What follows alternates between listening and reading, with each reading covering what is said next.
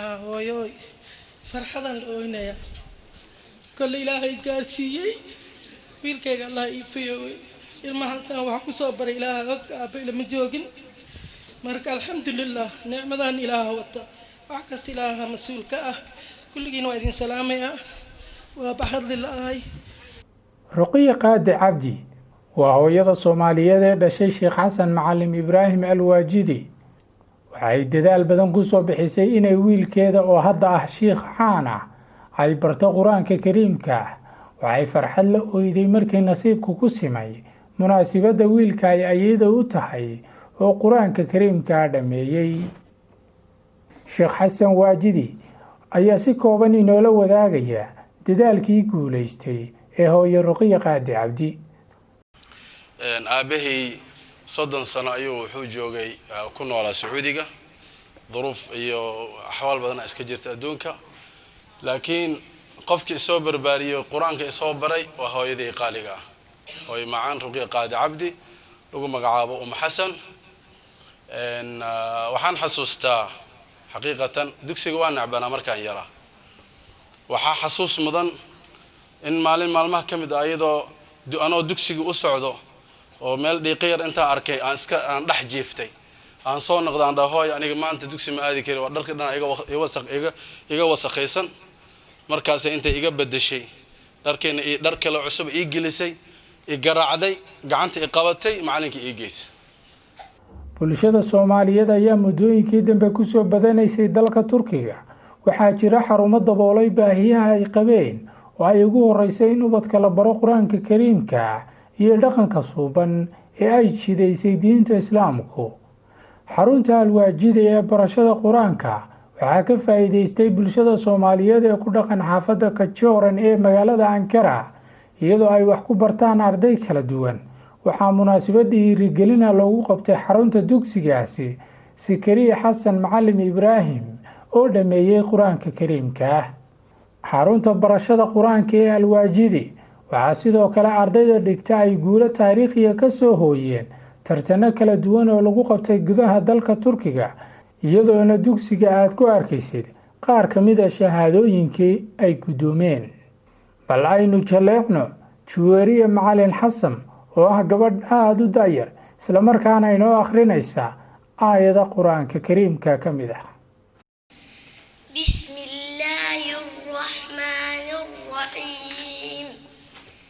يسبح لله ما في السماوات وما في الأرض الملك القدوس العزيز الحكيم هو الذي بعث في الأميين رسولا منهم يتلو عليهم آياته ويزكيهم ويعلمهم الكتاب والحكمة وإن كانوا من قبل لفي ضلال مبين مناسبة waxaa hadal ka jeediyay mas'uuliyiinta iyo waxgaradka jaaliyadda Soomaaliyeed ee ku dhaqan magaalada Ankara culimo waalidiin mas'uuliyiin xilal kala duwan ka soo qabtay dalkii iyo odayaasha dhaqanka oo ka hadlay muhiimadda ay leedahay in caruurta lagu barbaariyo barashada Quraanka Kariimka annagoo ah jaaliyadda Soomaaliyeed ee magaalada Ankara waxaan runtii Sheekh Xasan Alwaajidi ku amaaneynaa aragtidaas uu lahay inuu halkan ka hirgeliyo dugsi markii la furay aniga waa joogay waxaan oo Soomaali ah maanta aad arkaysaan xaafadan ay degan yihiin ardaydina maalin walba halkan ayaan ku aragnaa ayagoo dugsiga soo xaadiraayo runtii sidoo kale Sheekh Xasan dugsiga aad ayuu uga taxadiraa dugsiyo badan waan arkay oo la furay laakiin Sheekh Xasan mar walba aad la socotid ama magaalada aad la joogto wuxuu ku leeyahay dugsiga waqtigiisii ayaa la joogaa isagana waxa uu sii fududeynaa gaari ayuu wataa si fudud ayuuna halkan ku imaadaa waxaan u kulannay kalaamullah tabaaraka wa tacaala ilaahay hadalkiisa wax ka weyn ma jiro kalaamullah subhanahu wa tacaala wax ka weyn oo loo kulmo runtii ma jiraan saas daraadeed walaalayaal quraanka ahmiyadiisa waa inuu ogaana oo ilaahay subhanahu wa tacaala يعني إنه كلام كيس ويهي قلبي المركز وصو حاضرة إنه كور قبنا وأتاس مهم جدا مثل بعض ولا ليال waxaan rabaa si gooni ahaan inaan u xuso oo magaciisa aan soo qaado ninkan oo walaalkeena ah martida noo ah lagu magacaabo Yujeel Abi oo runtii door wanaagsan iyo waxa weeyaan madrasadan inay suura gasho in la gado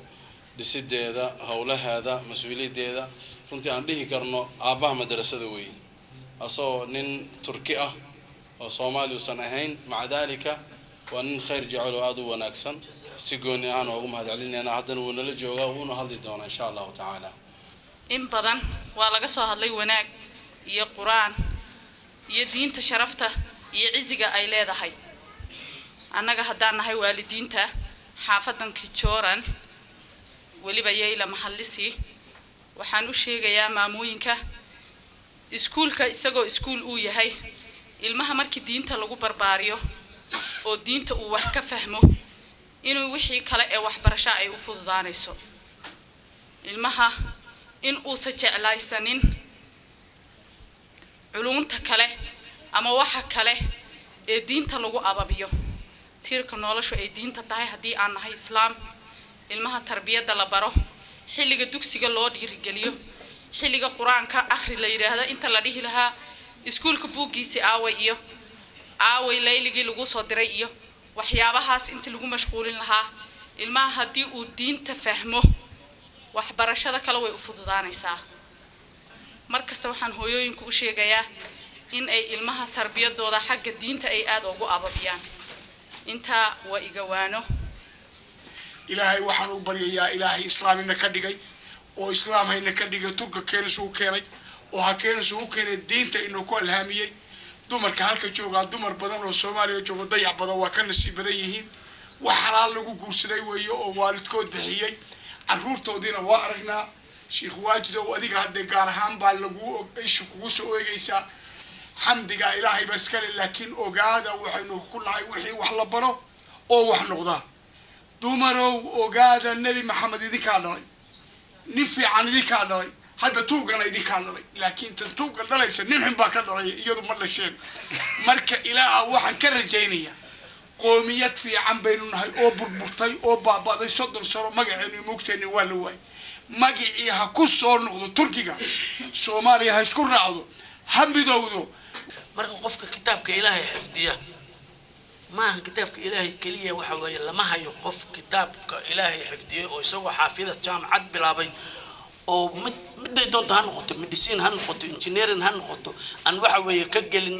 qaybaha hore ka gelin lama hayo quraanka Ilaahay wuxuu ku sahlaa waxbarashada kale oo dhan buu ku furayaa marka aan soo gaabiyo waxa weeye in ilmaha lagu la dadaalo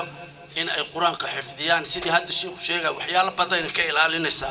waxay kaloo u furaysaa waxbarashada kale oo dhan ay u furaysaa haday luqadda haday ingiriis marka in lagu la dadaalo aad bay u fiican tahay